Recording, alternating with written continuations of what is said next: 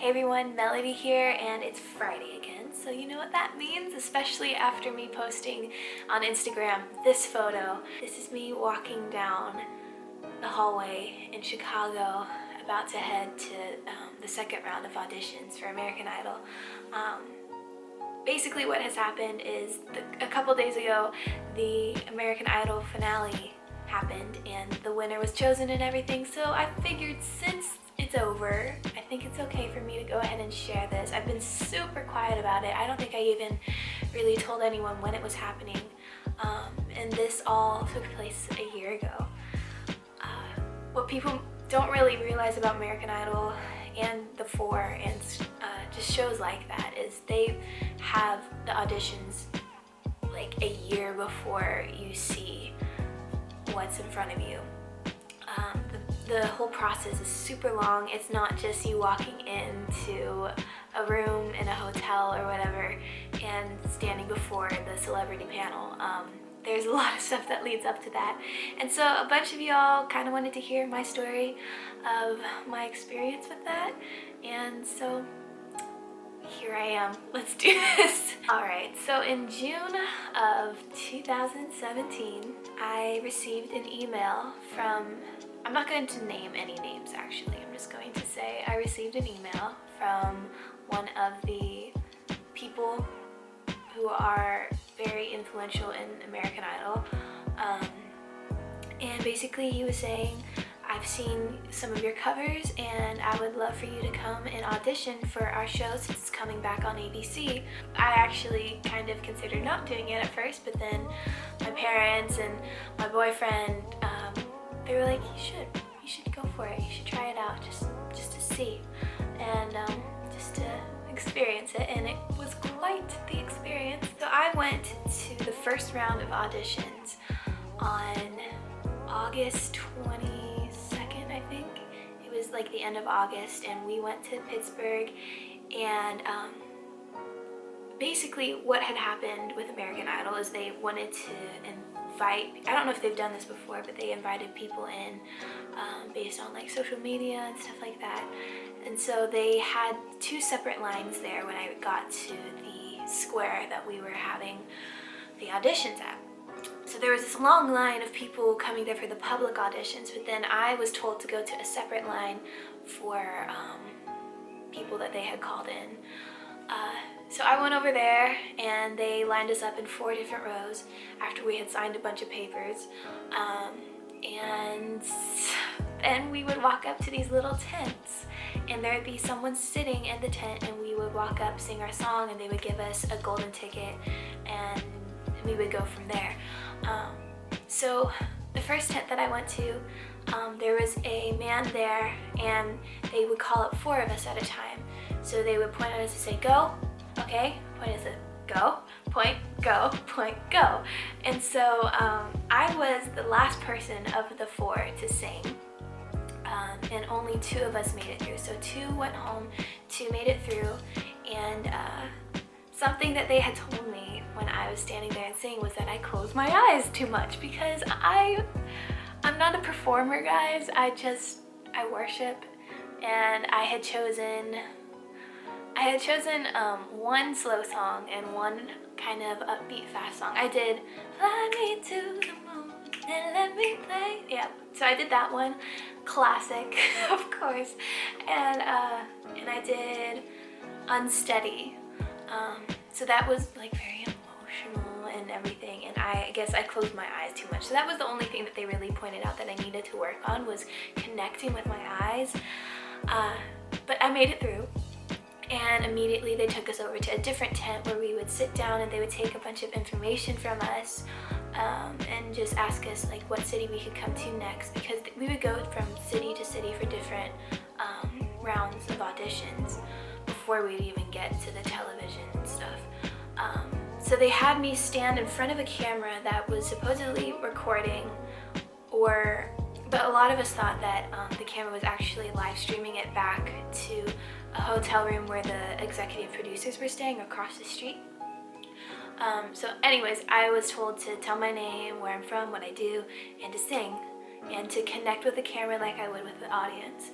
And so I did that. It went well. And then they talked to me again, and they told me that I would hear from them within the next few days, which I did. We left, and I got an email actually, I think just a couple days later, kind of confirming that I would come to Chicago. And so in September, I went to Chicago, and that was really where it got intense. So I got there early in the morning. A bunch of us got there very early in the morning. We got there like I think half an hour before we were supposed to, but then we ended up waiting anyway, so we didn't have breakfast. Hardly anyone there came and had breakfast because that's just something you do as a singer. You don't eat before you sing. Some of us don't anyways. But we got there, had to wait, and there was, again, 2 separate lines. There were the public auditions, which there were 15,000 people that showed up in Chicago for the public auditions, which is insane. And then there was our line of people, which there were probably 300 people that were callbacks from, because it was basically everyone on the East Coast that had come to Chicago that were callbacks. And so we waited, and then finally they opened the doors, let us in, and here's kind of a video showing you that. So we would walk up to the table, they would give us a sticker, and then they led us to another room where we waited even more. This day, just giving you a heads up, it was a day full of waiting. So we sat in this room, and then after I think half an hour or so, there was a lady who came, I think a lady and a guy, who came and kind of introduced themselves and told us that they hadn't picked the celebrity judges yet, which they actually already did. It was just playing us. But we were told that they were going to call people to the audition rooms alphabetically. Thankfully, they went by first name, so I didn't have to wait all the way to the end. But it was a long wait anyways. I probably waited maybe a couple hours, and there was just, everyone was very intimidating in that room because there was so much talent, and there were really confident people, and then there were people like me that were like, I'm just gonna not sing until I have to, and I'm gonna sit in the back of the room in a corner. That's just how I am. But it was really something to be surrounded by so many beautiful voices, and eventually they did call us, and we waited in another line. They called us from a waiting room to a waiting line, and that took another half an hour or so, and then we got into the room, and there were 4 judges there. I think there were 4, maybe a few more. But they would just tell us to sing. The room had really good acoustics, which was very helpful. And they just had us sing for like 10 seconds, and then they were like, okay, you got it, yes, go ahead. And then they would take us to another room. But this waiting process took, I believe it was 4 to 5 hours of sitting on the floor just waiting. My mom had to go across the street and bring me back soup because I hadn't eaten at all that day. And so in this time of waiting, I was able to meet a lot of amazing people, amazing musicians, but I was the only Christian, which was weird. Well, there was, okay, I'm gonna take that back. There was this other girl there, and she was a Christian, I think. But I was the only one that was really, like, you could tell. Like, I was that girl that kind of stood out because she was the Christian, which was different. I wasn't used to being in that kind of environment. I was homeschooled my whole life around Christian people. So being placed in the center of something I haven't grown up around was very different, but I think it was necessary. So we just sat on the floor and got to know each other, and you know, there were just cuss words flying at me from every direction. And I would just sit there and smile and nod my head, and they're like, so what do you do? I'm like, I'm a worship leader. And they're like, oh, dude, that's so cool. So effing this and effing that. And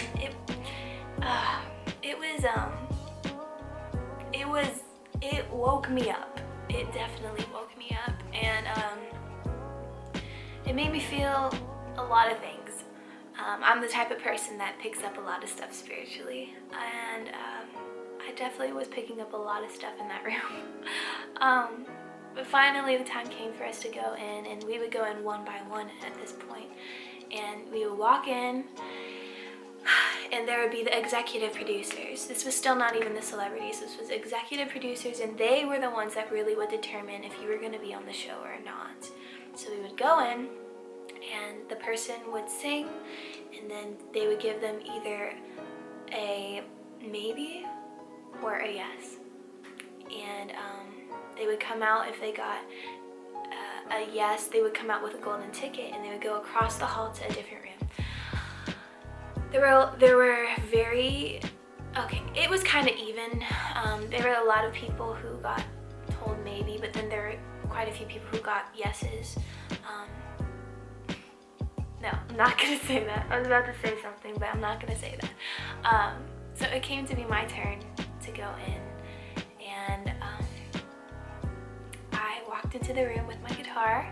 There's a little keyboard over there, and so I stood on the X. I looked at the people, and I was like, "Hi, I'm Melody Joy. I'm 18. I'm from West Virginia." Da da da. And they just asked me to sing, and so I think the Holy Spirit kind of moved me to do this, but I was just gonna sing a cappella at first, but then of course I saw the keys, and I'm like, can I play? And they said, of course. And so I went over and I played and sang, and then they're like, okay, can we hear something a cappella? So I sang something a cappella, and they're like, so you brought your guitar? I'm like, yeah. And they wanted to hear something on guitar, so I did that. I did Confetti by Tori Kelly. That was fun. But while I was singing, they would talk with each other, and they would look for me to connect with them with my eyes. So I did that really well. I feel like I stared people down a little bit.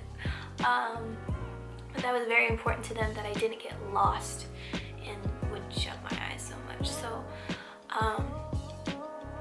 while I was singing,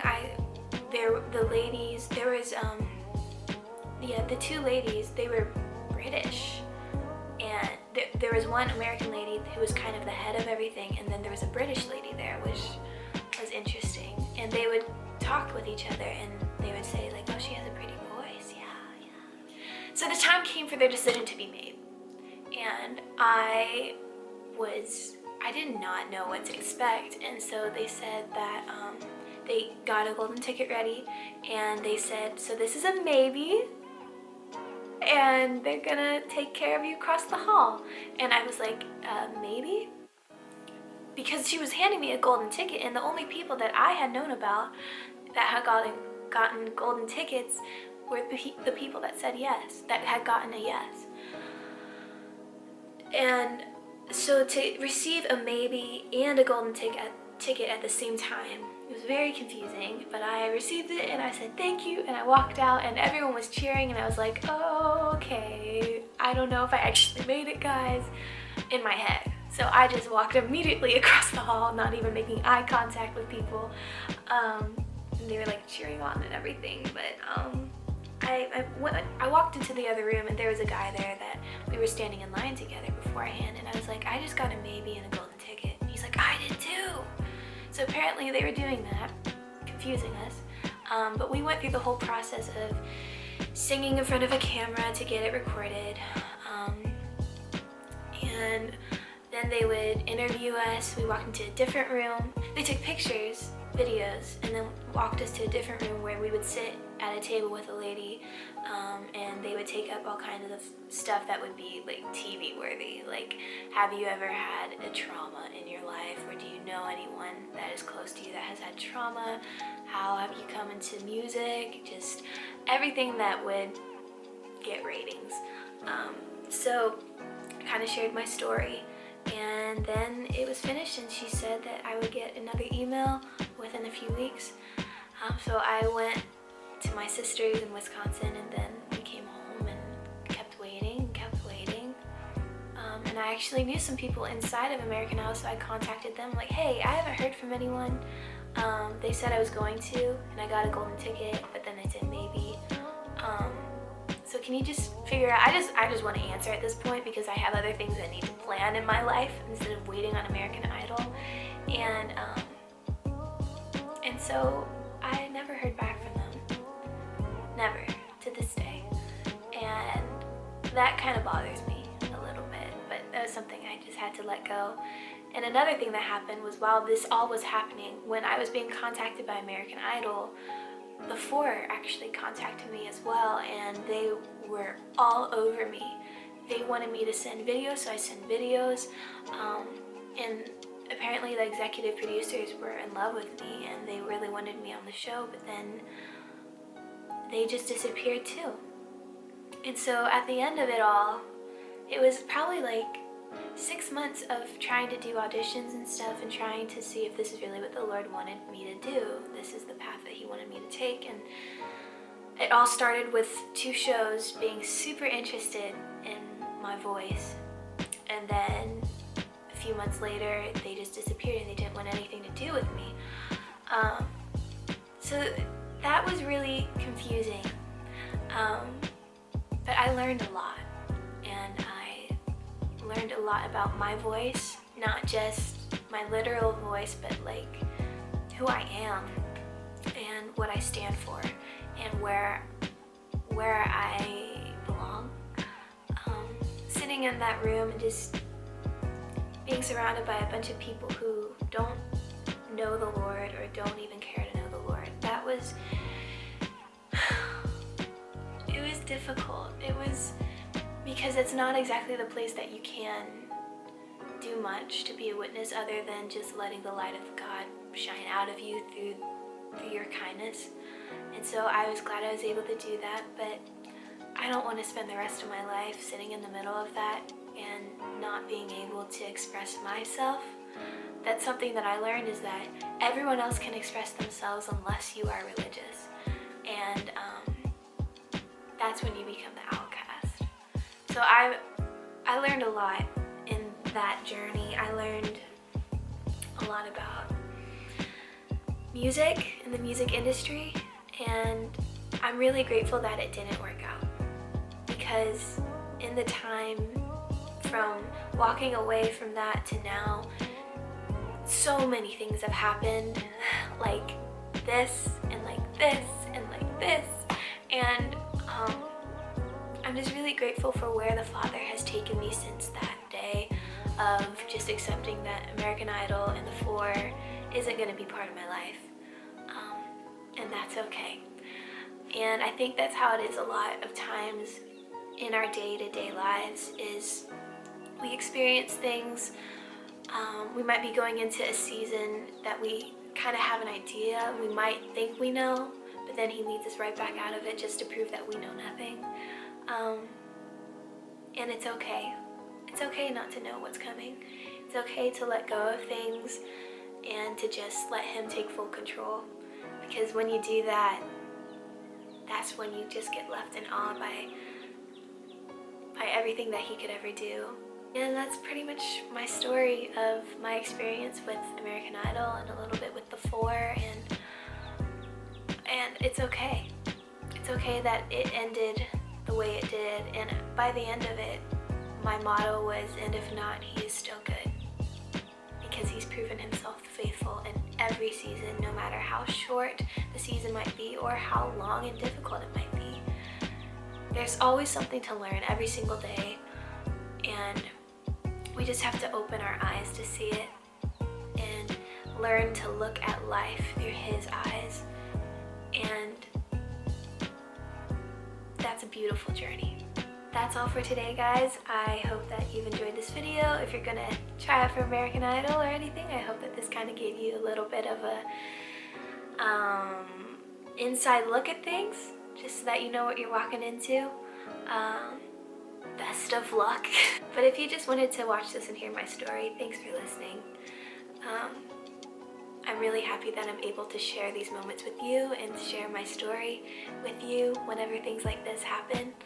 And I'm really excited for what lies ahead, because so far it's been amazing, and I know it's only gonna get better, guys. So keep me in your prayers, and I love you so much. I hope you have a wonderfully blessed day. I'll see you guys next week.